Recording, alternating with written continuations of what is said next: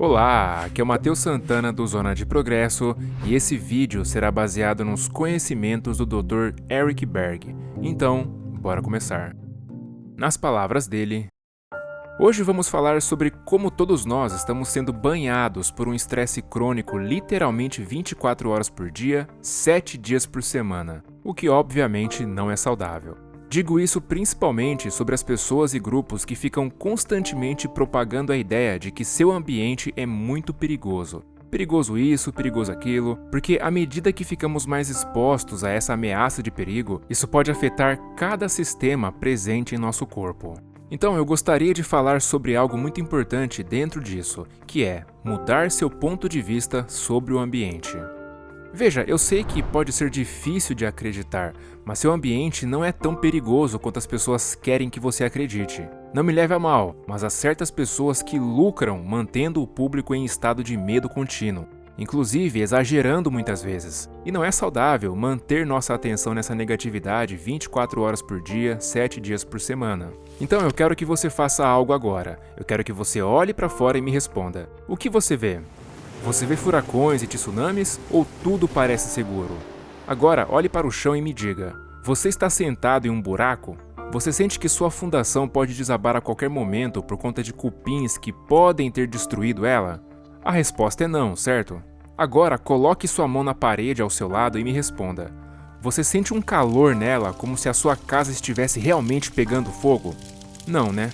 Agora, pense o seguinte. Se uma pessoa comum absorvesse constantemente essas ameaças de perigo 24 horas por dia, 7 dias por semana, eu nem sei como ela conseguiria sobreviver. Então, a melhor coisa que você pode fazer é mudar seu ponto de vista e começar a filtrar algumas das coisas às quais você está exposto. Por exemplo, recentemente eu comecei a analisar os vídeos e os programas de TV que eu estava assistindo e percebi a quantidade de conteúdos assustadores que eu estava recebendo e que nunca vinham com uma solução. Então, toda vez que alguém vier com algum conteúdo desse tipo, como alguma desgraça sem solução, não assista, porque isso pode fazer você se preocupar quando deveria estar descansando. E veja, eu não estou dizendo para ignorar os perigos, mas quando você se sentir exposto de alguma forma, faça o possível para manter um ponto de vista relaxado, de modo que possa tomar medidas para resolver o problema e assim melhorar a situação. Mas, em algum momento, precisamos começar a filtrar essa ameaça constante de perigo, porque não é saudável para o nosso corpo. E isso também inclui as pessoas com as quais você convive. Veja, muitas pessoas por aí só chegavam em mim com más notícias, nunca boas notícias.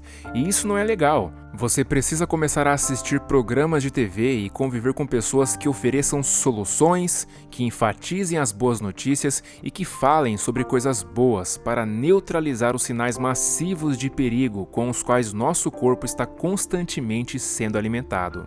Mas agora, me permita falar sobre um outro tópico muito importante. Você tem um sistema nervoso simpático, que também é conhecido como modo de luta ou fuga, que é o modo protetor que ativamos diante da ameaça do estresse, fazendo com que cada célula do nosso corpo mude para um programa completamente diferente. Por outro lado, nós temos outro sistema chamado sistema nervoso parasimpático, que se refere ao crescimento, ao sono, à digestão, ao reparo e à cura. E esse é um programa completamente diferente do anterior.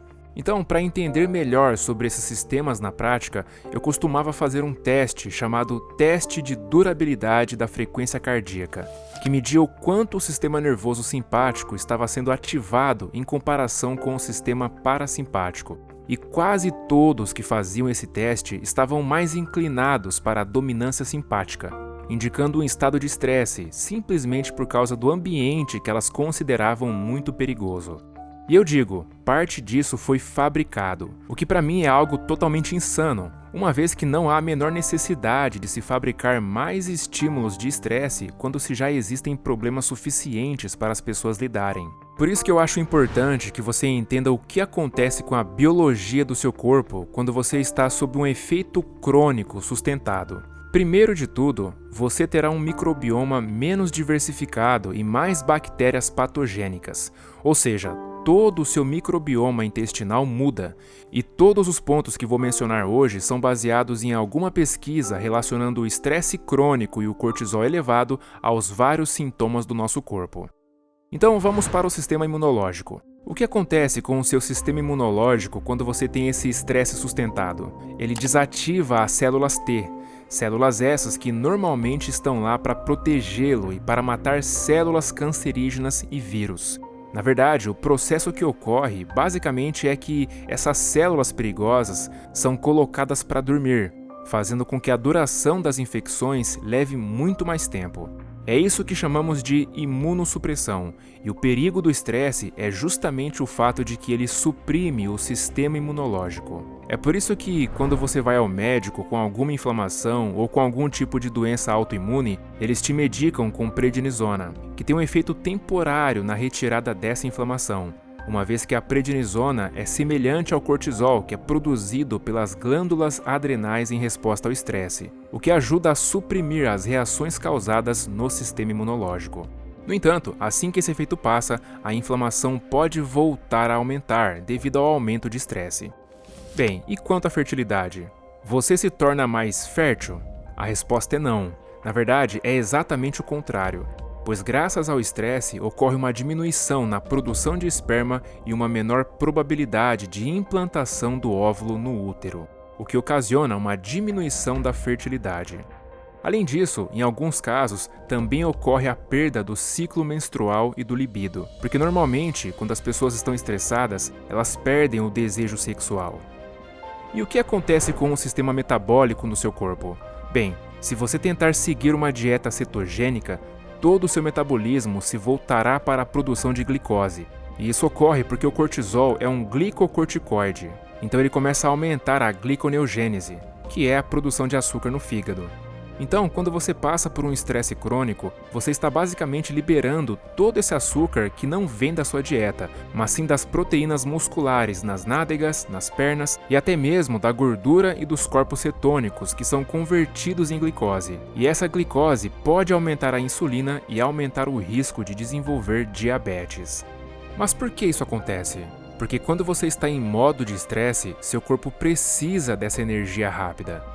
E quanto aos lipídios, como o colesterol e coisas assim? Bem, isso é interessante.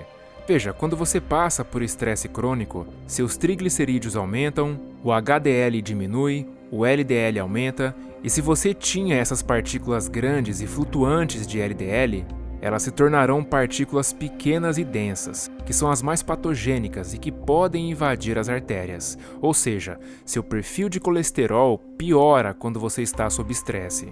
Como eu disse antes, ter uma mentalidade descontraída e relaxada é muito importante. Agora, vamos a mais uma parte interessante, que é a sua capacidade de desintoxicação. Estou falando das enzimas específicas no fígado chamadas enzimas citocromo P450 fase 1 e fase 2. Essas são as enzimas que convertem venenos em substâncias inofensivas solúveis em água que podem ser liberadas do corpo. Então, estamos indo de venenos solúveis em gordura para partículas inofensivas. Mas a questão é que elas são inibidas quando você passa por um estresse crônico. E por conta disso, você não consegue desintoxicar tão bem e acaba retendo toxinas. E quanto à digestão como um todo? Bem, você vai ter uma digestão muito mais lenta, não vai conseguir liberar os sais biliares do fígado e então a digestão de gorduras vai ficar comprometida, porque até mesmo suas enzimas pancreáticas e as enzimas do intestino delgado serão inibidas, reduzindo assim sua capacidade de digerir.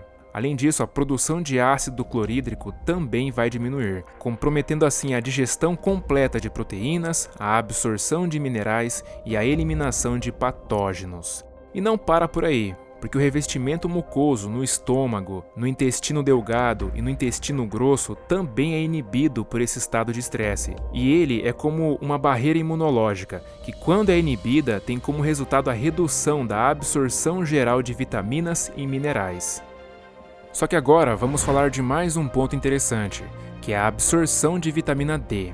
Existe um receptor chamado receptor de vitamina D, na qual a recepção ou absorção dessa vitamina por meio desse receptor é reduzida com o estresse e com as outras barreiras ali envolvidas. Ou seja, o estresse de fato diminui a capacidade do corpo de absorver a vitamina D. Até mesmo a fáscia, que envolve os músculos e é ricamente inervada, recebe muitas informações do cérebro sobre como interagir com ligamentos e músculos. E quando você tem um estresse crônico, ela se torna mais tensa e restrita, o que resulta na perda da amplitude de movimento e na redução do fluxo sanguíneo para ela mesma, mantendo assim uma postura mais rígida, como se estivesse em um modo de proteção, ou melhor, em um modo de luta ou fuga.